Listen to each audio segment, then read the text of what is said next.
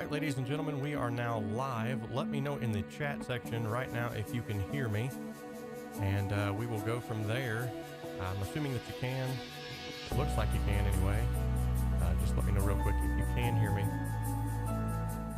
and then we will move on from there. Good deal. Already got the chat populated with some individuals here. Frontman 84 is on. He's rocking it. Pirate Beats. Good deal, good deal. Voice is good, he says. Right on. All right, so as the title had suggested, today we have a special guest on Sound Advice Saturday.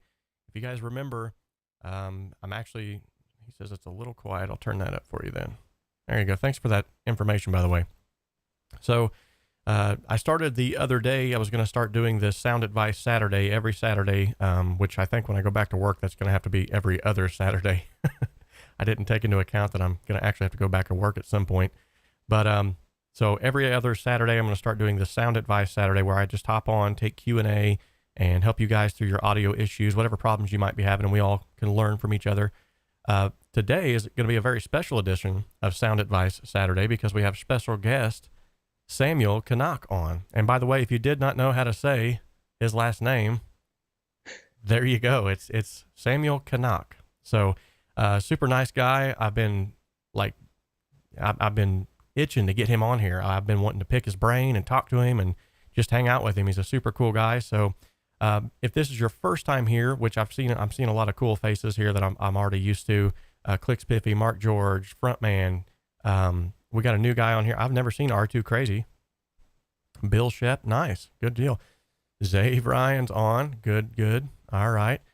So good to see you guys. But if this is your first time here, I want to let you know that this channel exists to simplify the complexities of the home studio and to help you make professional sounding music in a less than professional space. And sort of the motto around here is we can dream alone and we can even create alone, but together we can achieve so much more. So this is an awesome community that you're a part of right now, hopping on and hanging out, and we all just love to help each other make great music. That's what it's all about.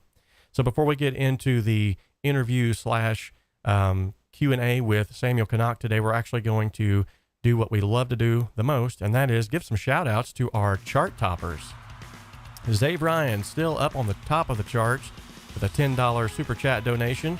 I actually have not updated. James Sheets has actually donated $20 in super chats, and he's also a $10 a month Patreon member.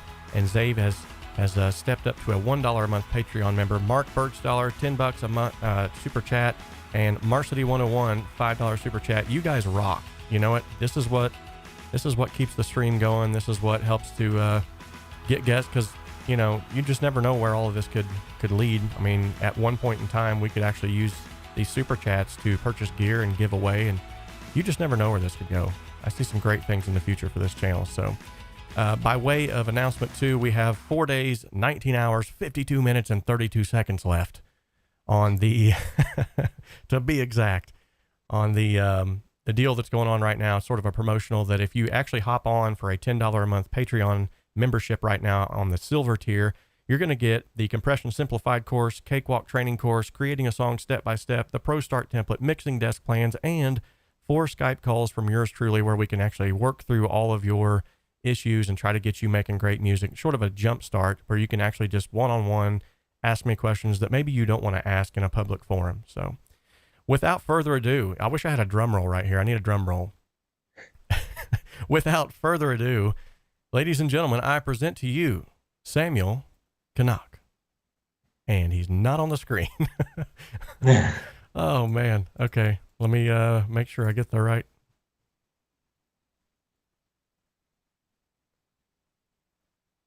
He should be coming up any moment now. Oh, that's not it. Let's see here. All right. Oh, you know what? Maybe I need to do this. This is why I love live right here. This is amazing. There he is. Nope.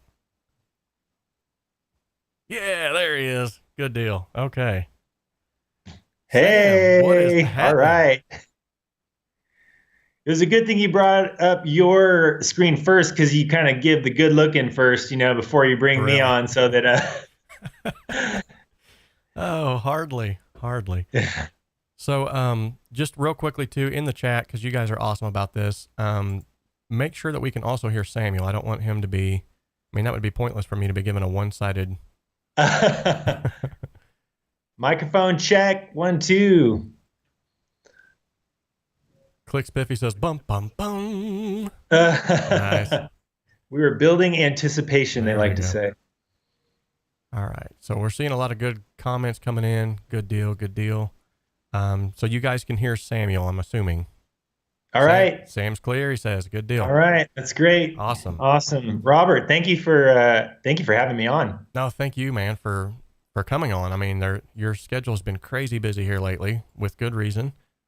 Samuel is involved in something sort of similar to what we've been doing around here that we're just doing once right now, but Samuel actually does this all the time.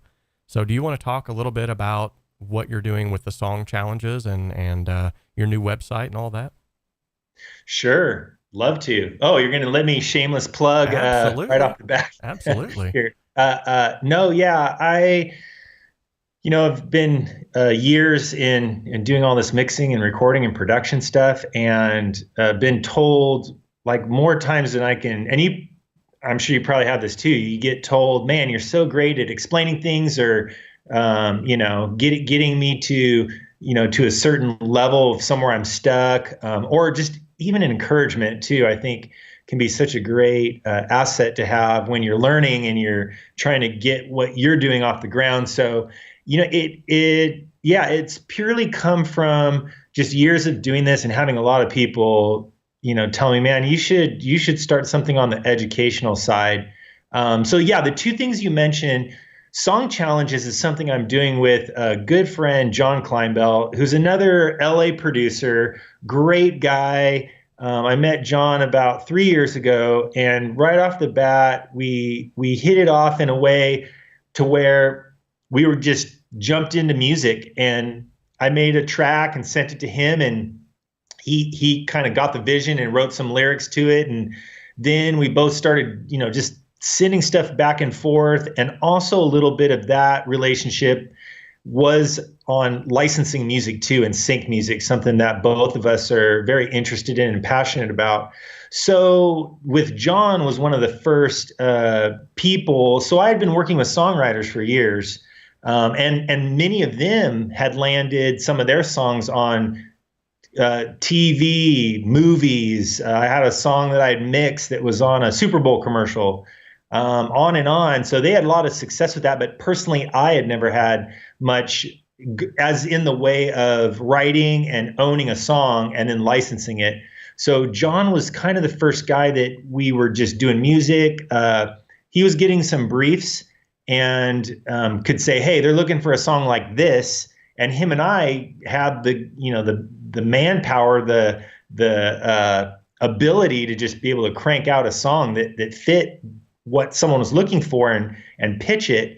And so that's really how that relationship kind of came to be. And then after a couple of years, we started song challenges as just a way to try to have fun and encourage people and make more music, is really just as our relationship was, something that clicked and it helped us put out more music. We thought, man, why hold this to ourselves? Make it something that we share the wealth and get other people involved. And then second thing I've got going on is Sam's Recording Academy, and that's brand new. Talked about, dreamed about, wanted to do this for a number of years. And I think this quarantine thing was the final kind of kick in the pants to set it all up. And I have guys like yourself. Graham Cochran is a buddy from Recording Revolution. I know Graham. He's awesome guy. Whoa. Don't put me on the same level as Graham, man. Don't do that. No, I know. You got to have something to shoot for, aspire to. And he's such a great mentor type person too. He's given me such great advice. In fact, he was the one years ago that I sat across. We had a dinner at the NAMM show, and we sat across from each other and we're just talking for 30, 45 minutes. And at one point I said, Graham, you've got you got this all cornered. You cornered the market on this, educating people." And he looked at me and he said, "Nope." He said, "You got to do it." And he goes, "You have great personality, communication, encouragement, and you know your stuff. And someone's going to get something out of what you have to share." Right. And so that was a great encouragement to me that kind of got the wheels turning. And then I got to shout out Joe Gilder, who had a home studio corner. Yep. And also a partner with Graham in dueling mixes for years. Awesome idea. So those are just great guys that, paved the way. I think that, and yourself too. It's been awesome to see how the recording and mixing community and everyone in this pro audio can use platforms like Facebook and Zoom and Kajabi and these teaching platforms to kind of raise up the next generation of people that make music, make more music. Well, that's awesome. We got a couple of questions that's come in. Thank you so much for the kind words, man. But I really don't feel like I'm on any kind of a level with some of these individuals you just named. Greatly appreciate that, though. And much to what you've just said, I've had Joe on here. We've done an interview with Joe Gilder. We've done an interview with Graham. Guys are super cool, down to earth individuals. And just at the time when I got a hold of Graham was at the time whenever he was blowing up, and I thought he's not going to give me the time of the day. And his assistant got back with me and said, actually, he's like looking forward to it. I'm like, whoa, wait, what? And then he gets on here and like 90% of our conversation was about scripture. And I go back and I'm like, I probably should have picked his brain about music, but we were talking about like God and lifestyle. And I mean, I think it went over really well. He dropped some truth bombs and some nuggets, but, much to your point though, like you've just said, the audio community just in the last few years has blossomed into this thing of, oh, evidently I just got a subscriber. Thank you. If you just heard that Mario sound, if you didn't hear it, then don't worry about it. How do you set up a sound? Can you pick a sound that alerts you when you get a subscriber? Yeah. If I get a super chat, I get the Mario coin sound. It's like the bling. And then if I get a subscriber, cool. It's the one up sound. Kind of like I'm that's one cool. Upping. I got to find out how to do that. That sounds fun. Hey, you know what? When this is over, I'll hook you up. Boom. So, where was I going with that? Oh, but anyway, the audio community at this point in time, man, everybody's just like pulling together, and people are just like so giving anymore of knowledge, which is super awesome. And that's why I wanted to bring you on here, because you have taught me so much just from watching you. It's your tenacity, and you have like this goal in mind, and everybody can see it. It's in your eyes. Like, I have a goal and I know where I want to go, and I want to help as many people along the way. And I feel like you feel like the same way that I do. Like, if I could help one person in this journey start making some killer mixes, start making some more music, like churning out music, I would feel like I've accomplished something. So, real quickly, we have just a few questions. Clicks Piffy wanted to know, what DAW do you use? Great question. And I talk about this sometimes on my YouTube channel, and also just when I'm, in a small group teaching moments or one-on-one. I share that many years ago, it was a little bit of luck in some respects that I was recording at first on an 8-track Tascam machine. So if I go all the way back to the beginning, and I had all these buddies that were songwriters, and like when I was in high school, I was kind of a nerd jock, somewhere in the middle of that. I wasn't much into music at all. I was in love with basketball, got my Bulls hat on, nice. Was a Jordan fan from way back when. I loved basketball and art and drawing and painting, and I ended up being actually an art major in college. So I wasn't so much like, if you'd asked me in high school if I would be into music and microphones and recording and all that, it wasn't even a thing on my radar. But and so it was towards the tail end of college. I had all these buddies around me that were songwriters, just great songwriters in college, towards the end of college. And so I was the guy that went out and, bought the little recording machine and started figuring it out. And, just no YouTube back then to teach us how to do all this stuff. It was manuals. I literally read the manual like 5 times to some of those things. And it all went up from there. But in about when was this? About 96, 97, I think. Gosh, I could be off by a year or two. I was recording on a 8-track Tascam machine called a DA88. So those are the old tape-based machines. Yep. And then I had gotten a digital mixer so I could hook it up and route, preamps to the recorder and record it back. And I was aware of, computer digital, like being able to do your editing and mix on a computer. And I walked into a Guitar Center here in Southern California and went into the recording section and said, I'd like to record on my Mac computer, my college kind of type your papers computer. I wanted to try to do that. And the guy said, we just got something in called a Digi 001, which is like the first like prosumer recording interface that like someone, that wasn't, thousands of dollars. Right. And so I took that home and I learned how to connect that to my Tascam machine with light pipe. So light pipe those two would, lock my computer in the ADAT. Well, we say ADAT, but Tascam never called theirs ADATs. But I figured out like, it was all trial by fire. But I say now, I'm so fortunate that guy sold me that Digi 001 because that introduced me to really early version of Pro Tools. And I know there's so many choices out there now. And my message is always find what works for you. I know people that are just making awesome stuff on Studio One and Logic and Cakewalk and GarageBand, so I will never preach that Pro Tools is a gotta have it, because I don't think that's true. But the advantage that I do preach is that for someone that's like myself, who's trying to work at a high level, I'm doing stuff that's record labels and stuff that's going out, movie trailer score and, those type of things.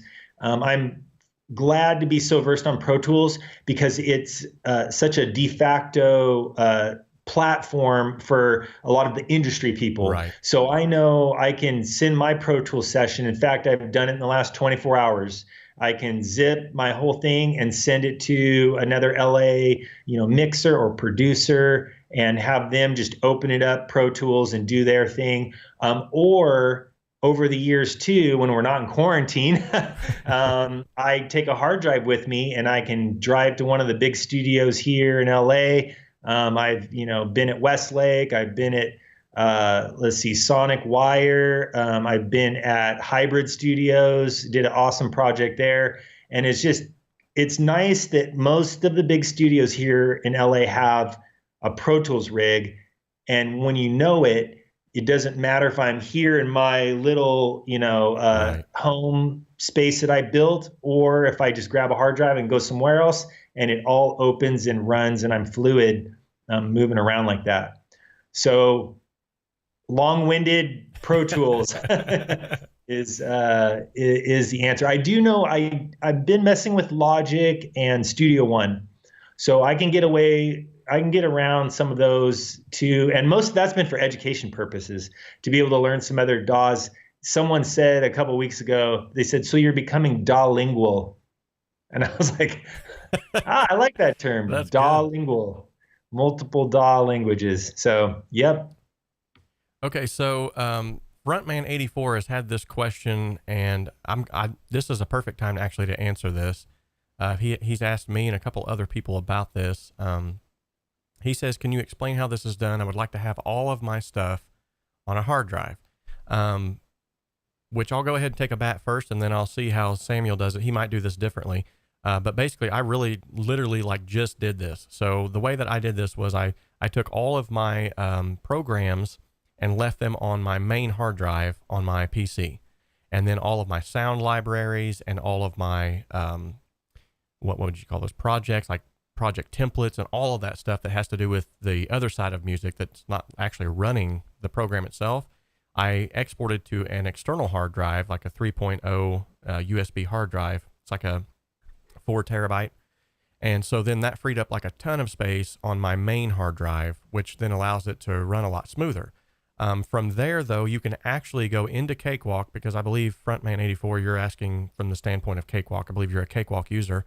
There's actually a screen that you can go into under the preferences menu, and you can set all of your folder locations from that new external hard drive. So everything will then save to that external hard drive, and it will pull off that external hard drive. So therefore, the only thing that's actually running from your main hard drive and is just that main program, and it can actually speed up your workflow like a ton. So, Sam, how do you go about hard drive management? And Yeah, I exactly what you just said. I think that was great. And Pro Tools, same thing, very similar. Like everything that's like a software type piece would be on your main drive, and then especially libraries, you're just going to run into an issue. So like I own, gosh, maybe almost all of what, like let's say Native Instruments makes. And there's just no way, that's going to fit on your computer. You don't want that much, that's, a couple, maybe even, I'm sure I'm over 100 gigabytes in Native Instruments alone. So yeah, you want all that stuff, and your projects. Definitely, I would say your projects can reside. There are times that I do have certain projects that maybe I am currently on. I will have maybe some version of them on my computer's hard drive and a backup on my external hard drive. You can set it up so it's kind of constantly backing itself up. mm-hmm. But yeah, no, I think that was a great answer. Once you get it going, I feel like it works really well and works seamless and keeps your computer's hard drive from a lot of writing tracks, and then all that stuff is hard on a hard drive. So yeah, no, I think you nailed it. Also, to that point, there's actually a program that I use that I would definitely recommend, and it's called Glary Utilities. If you have not used it, there's another one called CC Cleaner that's free, but it doesn't do half as much as what this does. I'll type it in the chat real quick. Glary. I can't see past my mic here. All right, so that's the name of it. All you got to do is just Google that. But what that will do is, and this has been like a godsend to me because I had so much stuff piling up on my desktop. This thing has something called a duplicate file finder, which is very cool. It'll scan your entire drive, whichever one you choose, and find duplicate files. And then you can go through and check which ones you want to send to the recycle bin or which ones you want to keep. It also has this thing where it can optimize your memory. It has there's so much involved in that program, and it's free. But the one thing that I would make mention of is that if you go and download it, make sure you look at what you have checked, because it is one of those, it's not spammy, but it looks kind of like, you know what I mean? Because it's free, they have to obviously pay for it somehow. So there's several places where you have to make sure that you're only downloading the Glary utilities. You don't want to download, I think there's like a Google Chrome and a Google Chrome extension, and just make sure that you have the right things clicked. But you will love that, and it will free up a ton of, I think I freed up like at least 30 gigabytes off my hard drive of just duplicate files. And then it has an empty file finder. So if you have empty files just strewn about everywhere, you can delete those. Shortcut fixers. If you have a shortcut that's pointing to something that's no longer there, it'll delete those. I mean, it's super cool. You guys need to check that out. It'll definitely speed your PC up. So I haven't used that, but now I want to go check it out. That sounds awesome. Hey, actually, I'll include a link in the description whenever this is said and done. I'll make myself a note. Perfect. And I think someone told me a long time ago, as I got into all this digital audio, and I would also say the higher you kind of keep moving up the ladder as you're working on all this music stuff, I'm sure it's the same for video guys too, as well. Is you like I do get people that come back and want an instrumental of a song that I mixed for them. In fact, I had someone text me this morning about making some changes to a song that's probably 5 or 6 years old. So, you get to building up all this stuff. And someone told me a long time ago, the key is to just with media management is to have a plan to build good work habits with that, and to like you don't want to let your hard drives sit for years without firing them up. And I am slowly moving over to solid state drives too. They're a little more expensive, but Yes. just recently I got one solid state drive. It was just a Samsung, but it was affordable, and it feels like a good drive. And then I backed up a bunch of normal drives, like the spinning drives, to a solid state drive. It's just like you almost always want to have a backup to your backup, because you're Right. going to get stuck if you don't. Much like what you were speaking about earlier, how Pro Tools is kind of like the industry standard, and where you're working around LA and stuff like that, I'm sure like Pro Tools is all over the place. Another industry standard, at least that I've heard, is if it's not backed up, then it doesn't exist, is kind of like a saying that I've heard. And then the other thing is to have at least 3 backups. Now I don't go that far. I have 2 backups at least. Well, actually I might have 3 now that I think about it, because I have a stack of these things like collected all over the place. But if you want to, if you really want to future proof your work, you definitely need, and he just nailed it on the head right there with the solid state drives, because solid state drives, if you're not aware of what they are, they have no moving parts. Whereas a normal hard drive has a spinning wheel and it has a needle, almost like a record player, and it's constantly writing things and pulling from it, and it's moving all the time. And at one point in time, I mean, with the law of thermodynamics, everything, if left to itself long enough, eventually it will break down. And you have a spinning part in this, and eventually, boom, you go to load it up one day and you've got projects on there. Or, Lord forbid, clients are reaching out to you and you're like, oh yeah, I've got that on my drive over here. Let me go. Oh, my drive's dead. So Sam is totally on the mark here. You guys need to start investing in some SSDs. They are not expensive as at least as much as they used to be. Yes, they're expensive. Don't get me wrong, but they're not like they used to be. I mean, used to, like, I think it was like a 100 gigabyte SSD like 4 or 5 years ago was almost like $400. It was unreal. And now they're like way cheaper than what they used to be. So great tips there. Mark George wants to know, what are those synths in the background? He's a synth guy. Synth guy. Yeah, I love good synths, and I'm first and foremost a guitar player. So it's funny that I have so much over the years. Well, when I was a kid, I took piano lessons and I quit. And my mom said, "You're going to regret quitting." And I said, "No, I'm not." As a, what would that be? Maybe a seventh grader, sixth grader, seventh grader. And sure enough, mamas are always right. Mm-hmm. But I've got back to the point where I feel pretty comfortable in most keys, being able to, lay down stuff.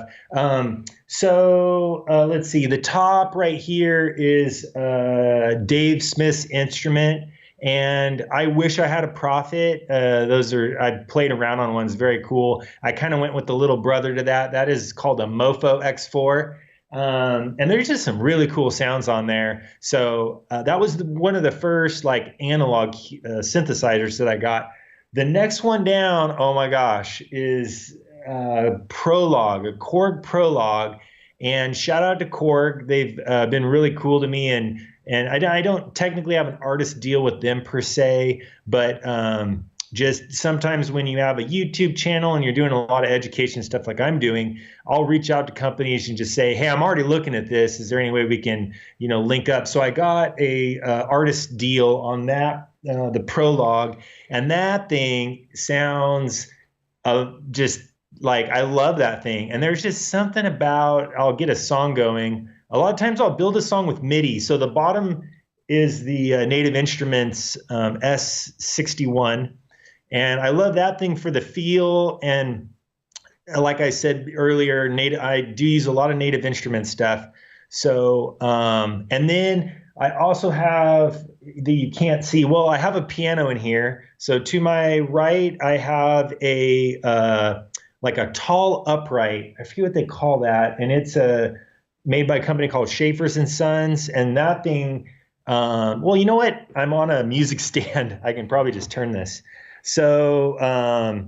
Yeah, so I got the lid off so I can put some mics up. So that is just been really cool to have a piano in here. And I've just, been throwing 2 mics up on that if I want to get that like real piano sound, and it sounds really good in here. And then that's on my right. And then on my left, I have a Hammond organ with a Leslie speaker.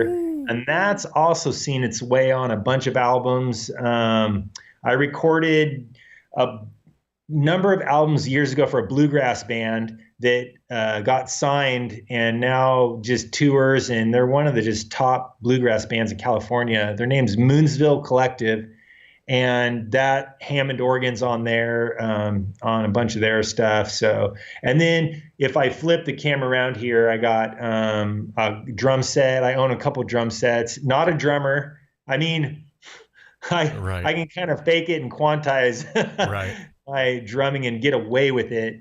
And then other than that, I packed a lot of stuff in here. I got instruments pretty much all around me. I have a guitar collection that's probably in the 40s or 50s. I got basses, I got mandolin, banjo, dobro, some lap slides, a pedal steel. Yeah. See, and Frontman was talking about how he was a hoarder with these things. I'm starting to think you might have him beat on this. I might have somebody beat there. Yeah. I'm sure other people got me beat, but, and when people come in here and start to look around and grab instrument, and I tell people when they walk in the door, I'm like, this is a sandbox right here. This is a playground. Right. Turn anything on and, grab any instrument. That's what the atmosphere I like to create when I'm producing and working with artists. But what was I going to say? People walk in the door here and their eyes get kind of big when they start looking around the room. And I say, like this is 23 years of, building, working on people's albums. Like some of the instruments I have in here, I was working with artists and they're like, hey, I got an extra acoustic bass and I never really play it. And you've been so amazing helping me here. I'll just leave it here. And if it gets used on something, give me a shout out. So some of it I picked up used, some of it's trades. Lots of toys. So Sam, what actually got you into music in the first place? I know you said you was learning piano at a young age, but what made you what was that solidifying moment where you was like, you know what, I'm going to do this. I'm going to make a living out of this. I want this to be my job. Whoa. It's probably going to go back towards the end of college. I played a couple years of college basketball and I was super into it. And that was just a huge passion and love. I grew up in a basketball family. My dad was a coach. My dad coached like 30 years of high school basketball and has a plaque in California in the CIF, the Hall of Fame for high school coaches. So I grew up in a heavy basketball kind of family. But towards the end, I was on a college basketball team and I was sitting on the bench more than I wanted to. And some of my college dorm room buddies were doing music and they were in bands. And I had my guitar in the dorms and I was learning their songs and stuff. But so on like a Friday night, it just got to this point where I was sitting on the bench watching other guys play. Because, a basketball team is 13, 14 guys, but there's only 5 guys on the court at one time. And I wasn't a starter. And I just had a moment where I'm like, man, all my buddies are on a Friday night or on stage and, rocking out for people. And I'm riding the pines. I'm getting splinters in my butt here. Right. So it was just a thing that I had some great songwriters around me. I just fell into that. In fact, even to this day, I can turn and look at some of those guys that were back then. and they're still to this day just maybe some of the top songwriters. There was a guy that I became friends with named Tyrone Wells, and he is a singer-songwriter that has had his music on, gosh, tons of major TV shows, commercials. He's had a great career, toured and sold out. How like he plays like the House of Blues and just sells it out from here to New York and back. Wow. Really great songwriter that has a really good following. He was around when I first started doing this recording stuff. And in fact, I recorded Tyrone's first solo album. So he was in a band and he decided I'm going to do some solo stuff. And I was the first guy to record and mix him about 20 years ago. And that was a big one. I had another really great buddy named Mike Barnett, who he is like a songwriter's songwriter. He would play coffee houses here in Southern California, and all of the songwriters would come to hear him play. Like, he was the guy that so many people looked up to for all of this. And so all of his early stuff, back to that 8-track recorder, plugging the acoustic in one, the mic in the other, and and then I would lay a little electric guitar down like on another track or play some hand percussion. So it started small like that, and it was, that project and the next project and someone's EP, and then someone would hear Tyrone Wells' album and go up to Tyrone and say, how did you do this? Who helped you make your CD? And he would send them my way. And so I ended up getting to work with so many amazing, talented people. Another early story, I love to tell this one. My family gets tired of me, they call it my name dropping stories. But this was so fun. I had another friend, Danny, amazing songwriter, a roommate, 20 years ago, post college, and he had written a bunch of songs. And we knew another guy named James, who was a guitar teacher at a music store here in Southern California. But James also had a band. And so long story short, my buddy went to record a EP, and he didn't have a band. And we contacted James and said, "Hey, would you come play on this on these songs?" And James says, "Even better, we just recorded our album. I'll just bring the band in and we'll just play." And so my buddy would be the singer, and there's this band coming in. So I set up all the mics, and at this point I had the ability to record 16 tracks on these Tascam machines. So get this, we're in there in the studio and we're working on my buddy Danny's songs. And James says, "Hey, I got a rough mix of our album from the mixer guy. Can we listen to it on the monitors here in the studio?" And I was like, "Sure." I had one of those old CD players, tray pop in and out. Nice. We put it on, and I'm kidding you not, the first song comes on and goes dun dun dun dun dun dun, and it was Maroon 5, Songs About Jane. The guys, James is the guitar player for Maroon 5, and the other guys were the early band members in Maroon 5 that came in to play on my buddy's album. And so we got to hear in the studio rough mixes of Songs About Jane before. And what was crazy about that too was Danny, who is the songwriter I'm working with, and we already knew James was a phenomenal guitar player. And I run into him every now and then, and he still remembers me, and we chat every time I get a chance to run into him. But that song came up, and my buddy Danny and I just looked at each other, and I don't remember if he said it or I said it, but one of us just out loud said, "That's a hit. That is a hit song right there." And then sure enough, like a couple months later, turn on the radio, and that was a song that you would hear almost every time you turned on the radio. So that's some of the early stuff, 20 years ago for me. It's hard to believe that Songs About Jane, that's got to be about 2000, 2001, or maybe it is a little bit after that. Maybe that recording was gig was a little bit 2002, 2003, maybe. Have to look that up. So Frontman has asked a good question, and I'll get back to that in just a minute, but I also Yeah. want to address something that he just said.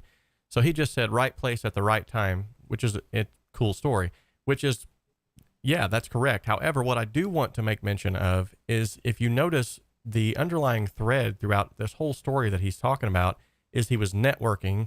He was, getting out there and meeting people. He was giving of his services like, hey, let me mix that. Hey, let me do this. And that will actually, I think it was it Benjamin Franklin who said chance favors the prepared?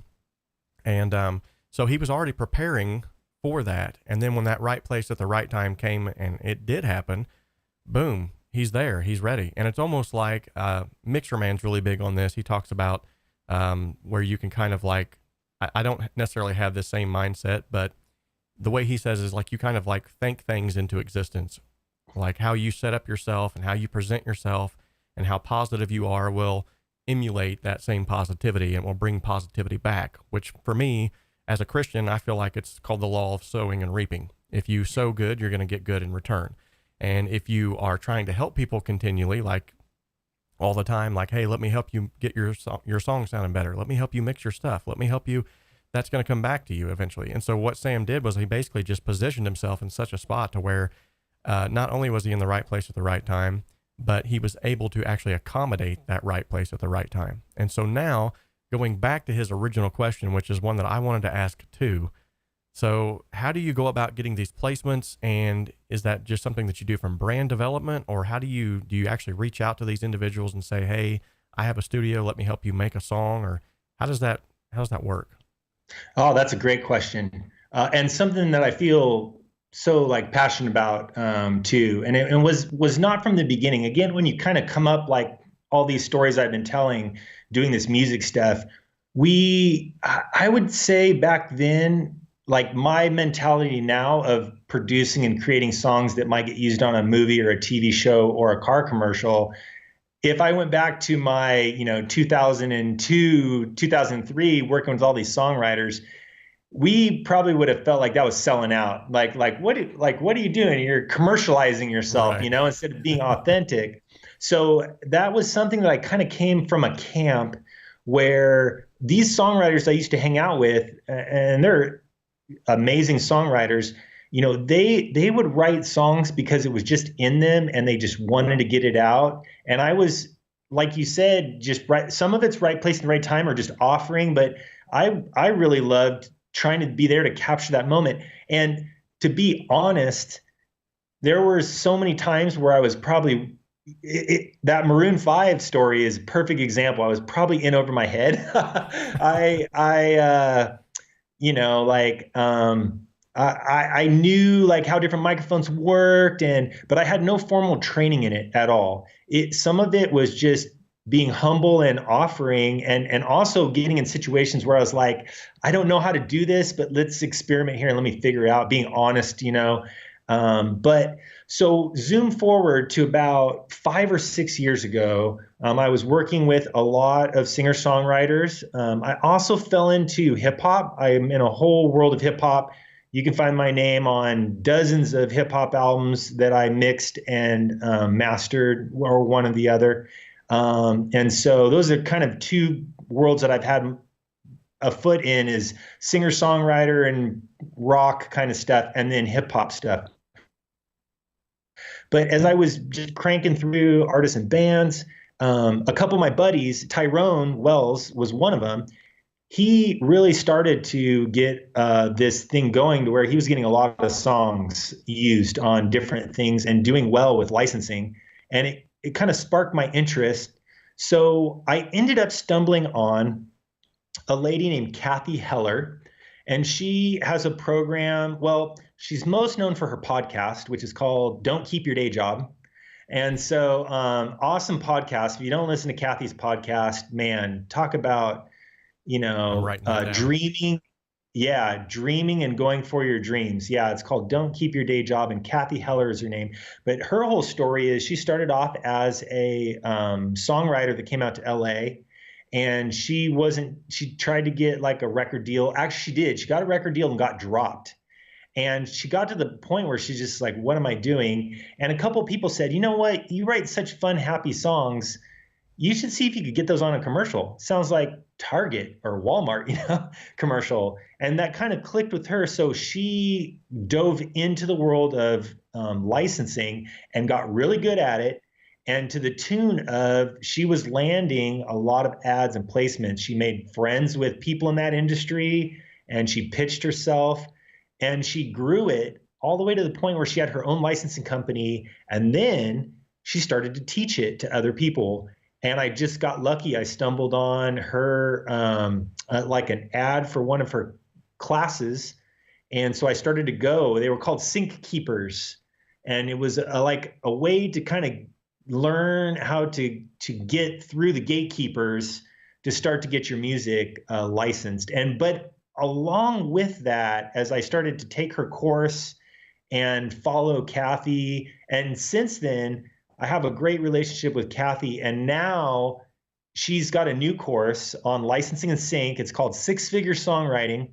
So on Six Figure Songwriting is Kathy's course, and I'm actually helping mentor and teach in that class. And there's about 340 people in that class right now. So every week I'm on in her class and helping out and mentoring.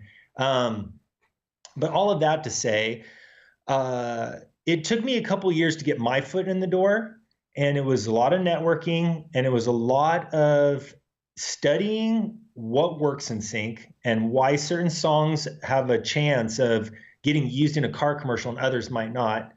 And then learning how to kind of shape the way that what I do in here, recording, mixing, and crafting a song into something that meets a need. Because really the whole licensing and sync world is just meeting a need. There's someone out there that's looking for a song for something to match up to that visual. You just have audio and visual and you're trying to match those things together. And I just, at one point, it just kind of clicked. And so I built these relationships, and I have a lot of co-writers that are also doing licensing and sync music very well. And so from that, I've had songs in the last couple years on, I had a song on a Lifetime movie that they played nice and loud for 1 minute and 30 seconds. I've had a song on Chicago Fire. I just got a placement that'll be on Dr. Phil's show in about a week or two here. And that's really cool. So the story behind that song was COVID and quarantine just started. And my co-writer and I said, we got to write something that, like, again, we're thinking about the need, like what kind of songs are going to be needed when we're all, quarantined and such. And so we wrote a song called Brighter Days. And the hook of the song is there's brighter days ahead. We can look at what we're stuck in now, but there's hope for our future. And that's a song that ended up getting a big placement. And the Dr. Phil show is actually, they're going to take, I think, 1.5 minutes of that song too. And I think they're going to put the name of the band and the name of the song. And then they're just going to have a montage of people on the front lines, healthcare workers. And so that's really awesome feeling to have some song that you wrote and created going to be used in that way. But I tell people that it's a process to get into that. And the reason is because when people are on the licensing and syncing, they're constantly looking for new music. They're looking for people, but they also have to be very careful about the legal end of this whole licensing thing.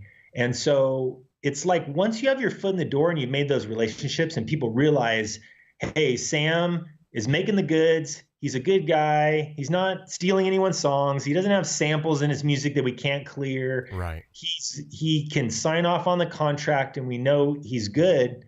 Once you build that relationship, then you're able to. I get briefs. I get briefs about every week, and what a brief is from like an agency that's looking for music. So a couple days ago, I got a brief in the ad world for Ralph Lauren new ad campaign. They're looking for a song, and they had kind of some examples of what they wanted it to sound like. And then I come in here And, all these years of mixing and recording and making music has built my confidence up that I can come in here and be like, listen to what they want and be like, oh, I can do that, and start to craft a song to send to them. And then typically the way it works is they get more than just my song. So, well, every once in a while I get to do some custom work for someone, where I know whatever I create is going to be on the final product. I scored a movie trailer last year that was in theaters overseas. It wasn't here in the US, but it was a movie called Rogue Warfare 3, a war movie that was in theaters all over the world. I scored the trailer for that was in all other countries, just not the US. The trailers are a weird kind of deal, weird world. But so all of that to say, these opportunities come from exactly what Robert and I were talking about a bit ago, of just keep working and be humble and be sensitive to, people's needs. I think if you try to be a righteous guy, and you're humble and you do your best and you build these relationships in a pure, great way, it gets rewarded. I feel like you're going to get some cool opportunities. You're going to meet some cool people. People recognize that stuff. And I think there's a lot. I love the music community. I think there's so many great people that every day I just feel like I meet more and more people that I'm like, this is such a cool community. Right. That makes me want to help. That makes me want to help people do what I've done, and keep producing and moving forward and getting better at what they do. Dude, that was like probably 7 minutes of pure gold right there. That was nice. Wow. It's fun. I tell people I started, plugging in a mic and hitting the record button 23 years ago, and I still feel as passionate about all of this. And I love the people side to it. I'm very B-type personality. I am not an A-type personality. And I'm also, along with that, very right brain. So if you look at left brain, right brain, I'm way on the right. So organization and all that kind of stuff, maybe not my strong suit, but I maybe just putting all those things together. And I love people, and I love music because it's relational. I love the connection of, like I went jogging last night and there was a new song I hadn't heard, and I had my headphones on and I was running down our street, trying to work the dad bod and from this quarantine, and just that new song just gave me life. And I love that about music. And so yeah, still passionate about it. So to that point as well, if you guys have not heard the song that he just spoke of, Brighter Days. Yes. And that's, the band name is Adventure. And that is a really great friend that I met through music. His name is Mark Fonseca. And so the two of us, and my wife also does sing on Adventure stuff. But we did the whole quirky spelling, drop the vowel type. So it's spelled ADVNTR. So ADVNTR is Adventure. And we have a number of songs, and you'll notice they're all singles. And the reason is because all of those songs were pitches. Most all of them were pitches first, like created for licensing and sync. And then as we get good songs, we float them past that stage onto iTunes and Spotify and all that. Nice. So if you guys go back to, I want to say it was live stream 20 or 21, I believe, here recently, while doing the quarantine song challenge that I've been putting on for individuals, I thought it'd be really cool to open up the show that day with just letting, 45, I think it was 45 minutes to an hour of the song submissions play, so people could hear like what's being submitted. And if you go back, you'll actually be able to hear the song, the Brighter Days song that he just spoke of. Super song. I listened to it and was like, and it's funny that you say this was actually pitched for sync, because the first thing I did whenever I heard it, me and my son were listening to it, and he goes, that sounds a lot like, and then he mentioned another artist that we listened to on K-Level, and he goes, that sounds a lot like, and I said, yeah. And he goes, man, that's catchy. And I said, that is like the song for this hour. That's the song I'm like picturing the coronavirus coming out of the closet, or not out of the closet rather, but out of the cave, the Corona cave, coming out of that cave and being like, the sunshine. And just, I was like picturing, so yeah, evidently you're very good at what you do, because you already sold me on an idea that I didn't even know it was pitched for. I already had it in my mind, like, this is a coronavirus song. Like, that's awesome. And I was actually like sharing it with people. I'm like, you guys got to hear this, man. This is going to help get you through the day. And when you can create songs like that, though, that create emotion and feeling and passion like that, dude, that's where it's at right there. So, yeah, I love it. Mark George, Mark George, I don't want to miss this.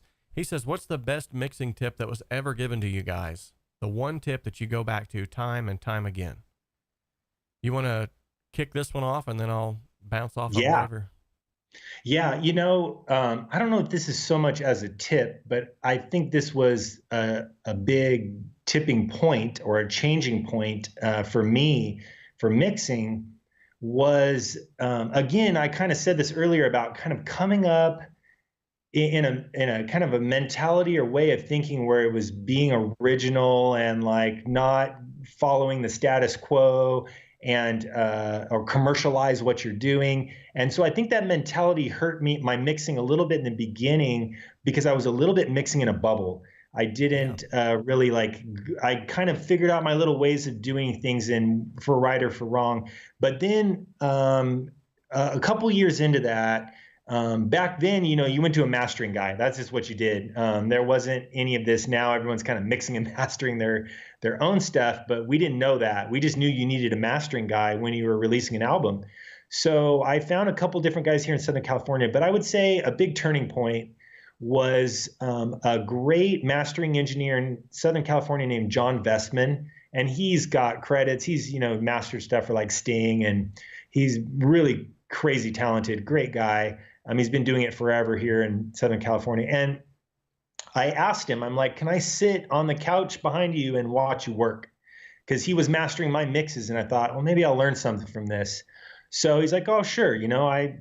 Sure. Sounds good. So I sat behind him a lot, watching him master a couple different of my projects. But one thing that just kind of was a thing that clicked, or was a ding ding moment, was when he went to master my songs, he just didn't put my songs on and then work on them. He always started with a reference. So he had maybe 5 or 6 or 7 albums that were done by other professional mastering engineers that he would put on a song first. Typically, he would match, like if I was bringing him hip hop, he'd put on hip hop. If I was bringing him singer-songwriter, he'd put on singer-songwriter. But he would tune his ears and kind of listen to another thing, and then he would start to match mine to that.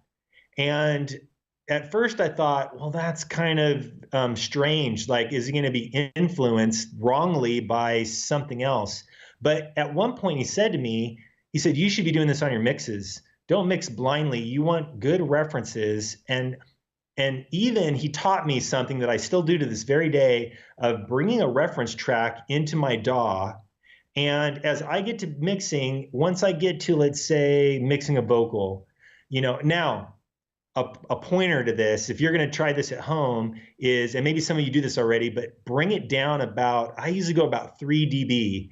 And the reason is because it's going to be, as you're mixing, hard to match a full master. So I always bring it down about 3 or 4 dB. And then I use that as a point of reference for my ears. So if I'm mixing my wife's voice, for example, a track with her on it, she sounds roughly like in a range of like Sarah McLachlan. And so I know I have a couple songs on my computer that are just mixed and mastered, like, whew, so great. So I bring it down about 3 dB. And then as I'm mixing, every once in a while, I start to flip back and forth, and I close my eyes and use my ears and try to think, what is her vocal doing? And what is my wife's vocal doing? And can I keep, like clay, pushing and pulling to make those match? And I think that was something that really helped my mixing, because instead of blindly trying to aim for something and I know that there's all these other things you're doing, like making the levels all right and how much reverb do you put on something. There's all these a million decisions you're making, like someone said once, mixing is more decisions than being a brain surgeon. It's like you're making all these quick decisions, like, that are critical to your mix. But having a reference in your track for me over time really sharpened my mixing because I was matching those things. Awesome. Man, are you guys listening to this? Listen to this. This man is dropping some truth bombs. I'm getting excited over here.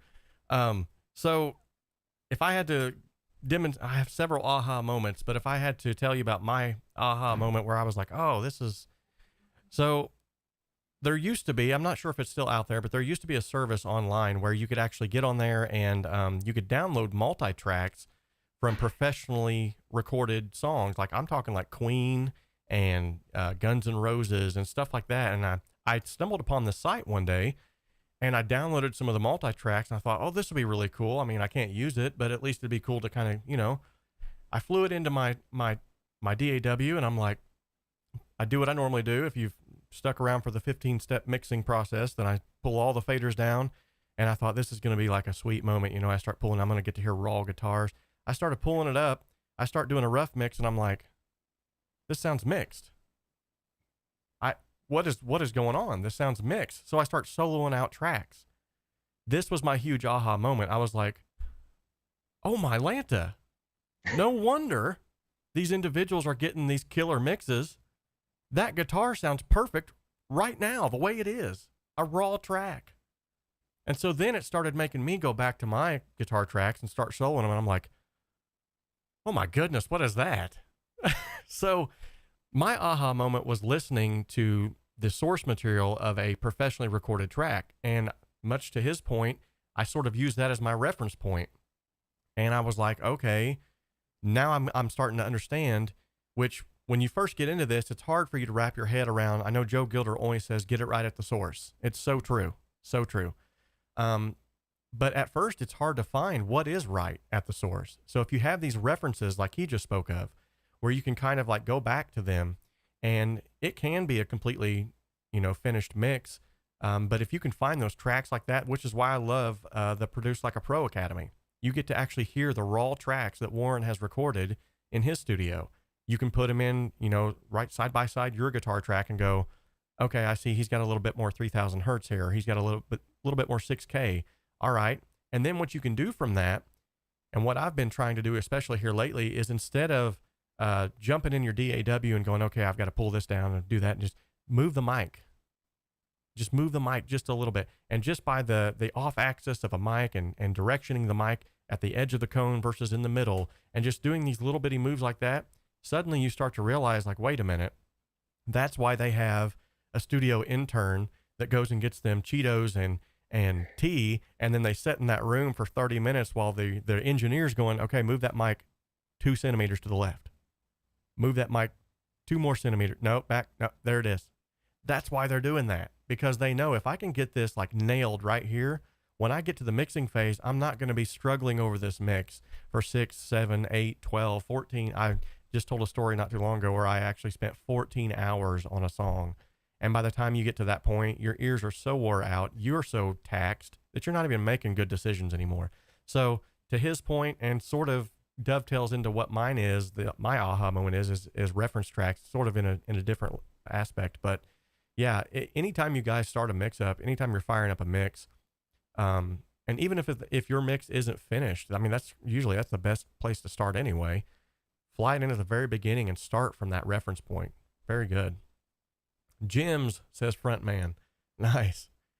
Zave wants to know, do you ever write snippets of music for placement as opposed to a whole song? Yeah. So as I've gotten more into the licensing and sync world, that kind of music, yes, you can have some shorter pieces. Now, having said that, if it's something that has vocals on it, I try to get it to the point where it's at least like a 2.5 to 3 minute song. And the reason for that is I look at the momentum of all this sometimes, like my side projects like Adventure, or if my wife is singing on a song, she's an artist, and her music is under Laura Scott. If you look up Laura Scott, just Laura like the traditional spelling and Scott like the traditional spelling. If I'm pitching something that my wife sang on, and let's say it does land on a TV show or a movie or a car commercial, I kind of want to have that counterpoint of a song that's on Spotify and iTunes that people might be like, oh, I like that song, and go looking for it.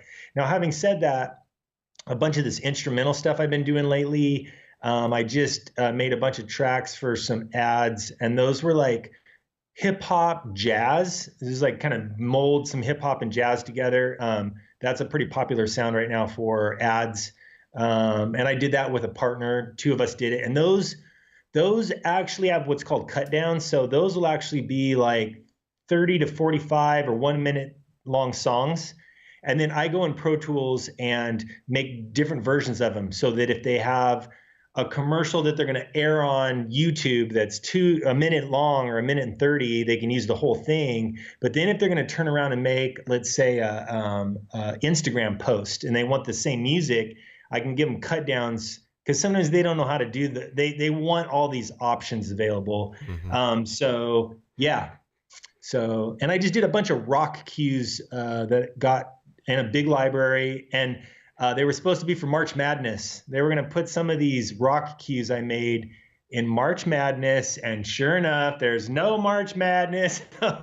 March Madness was a epic, did not happen, but they're still in that library and they could get used. Those also have about a 1 minute to 1 minute and 15-second version, a 30-second version, a 20-second version sometimes, and then sometimes even when they call like a stab, like it's almost like the end of a song, like just dun dun dun dun, like 3 seconds to 5 seconds. So those have like different versions that they can kind of pull from. Awesome tips.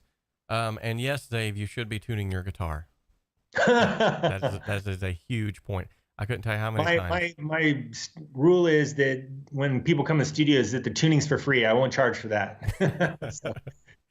So Sam, another question that I want to ask you real quick, and I don't want to keep you here all day, but I still need to pick your brain about a few more things. Yeah. Someone who's just starting out, who doesn't have 40 guitars and racks of gear behind them and a nice space like you have behind you. One, do you believe that they can still make good music? And two, where should they start first? Oh, that's a great question. Love it. I feel like when I wake up in the morning, just knowing there's people that are on the front end of this that can be encouraged and empowered is like just become a real source of just, motivation for me to be doing what I'm doing. And I feel like I just see it all around me more and more lately. I just did a one-on-one Zoom lesson with a songwriter here in Southern California. And she just is learning Logic, and she got just a simple, converter box that was like I don't know if it was a Focusrite or something, just a couple $100 one. And she got her microphone. She has one mic and her box and her laptop and Logic. And she's a great songwriter, and she figured out how to record her acoustic and record her vocals. And I'm giving her little tips along the way. And actually I'm hopefully even with her and a couple other people that I'm mentoring, I feel like people can get the mixing part of it down pretty well too. I do advocate for mixers. I think if you really want to kind of make it to the next level and you're a songwriter and you're recording yourself, I think there's a lot of value in mixers. So I'm not trying to put the mixer out of a job. But at the same time too, we're in this land of DIY, do it yourself. And I do not think you need a big collection of stuff I always bring up, I'll give you my best story on that real fast. I was working with some hip hop guys in here, and the one guy I knew was bringing in another artist, and he kind of told me on the phone earlier, like that the person was in that space of being homeless.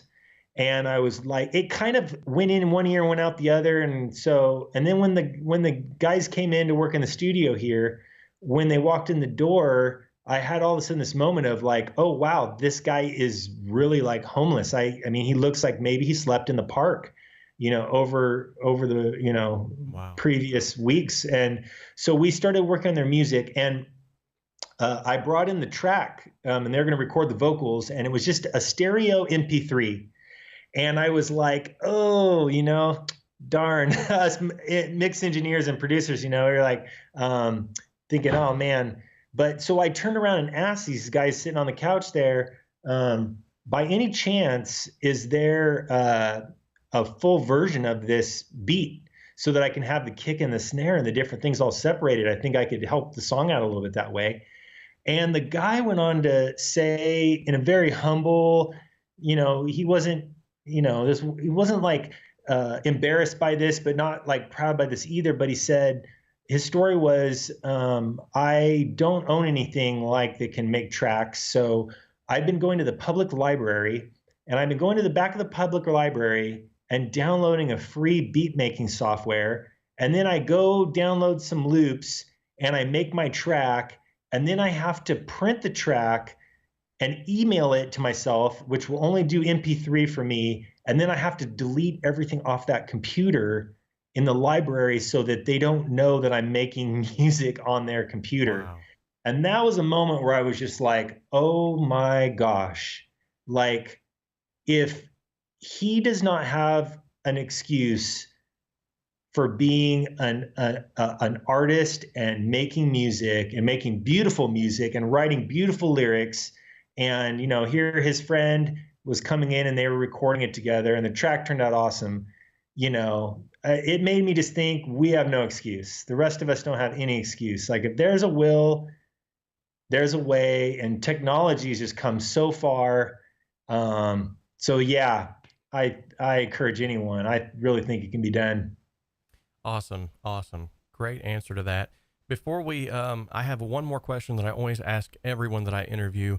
Before we get to that though, I haven't done this yet, and it's one of my favorite portions of the show. I think you all know what's coming up next. For those of you who are around, let's go and check out the Wheel of Awesomeness. Ladies and gentlemen, we're going to spin the Wheel of Awesomeness, and this is my Casey Kasem voice. That's right. Let's see where the wheel lands. And today, trivia. All right. We're going to have a little bit of trivia real quick. And Sam, you're more than welcome to answer this if you think you might know this as well. Today's trivia question is, which jazz musician was known for playing a bent trumpet?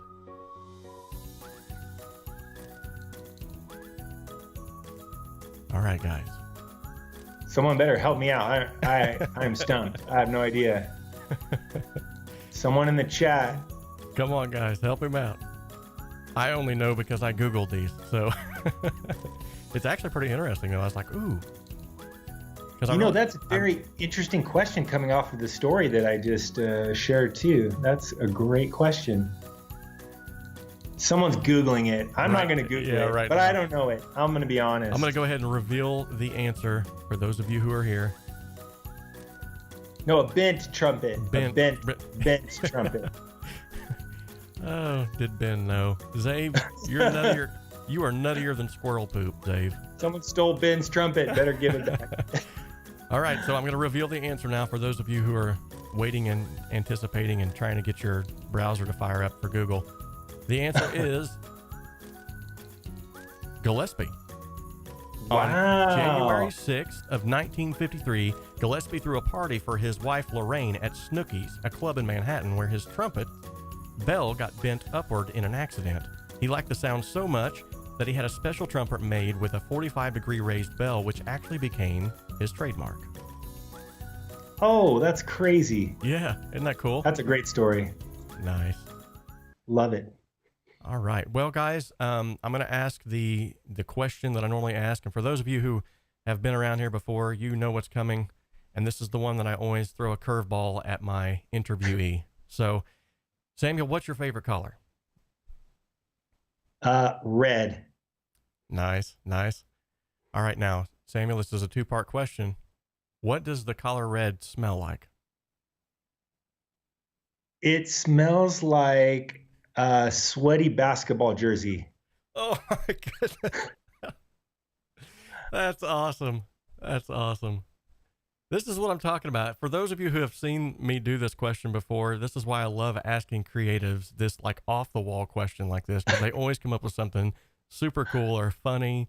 Or my favorite one still to this day was when I asked mastering engineer or Applebaum. I asked him what his favorite color was, and it was black. And then he went in this huge like philosophical description of what black is and why it would smell like that. I was like, dude, you just I know blew my Mayor. mind. I've hung out with him a couple super times. Nice guy, man. I love him.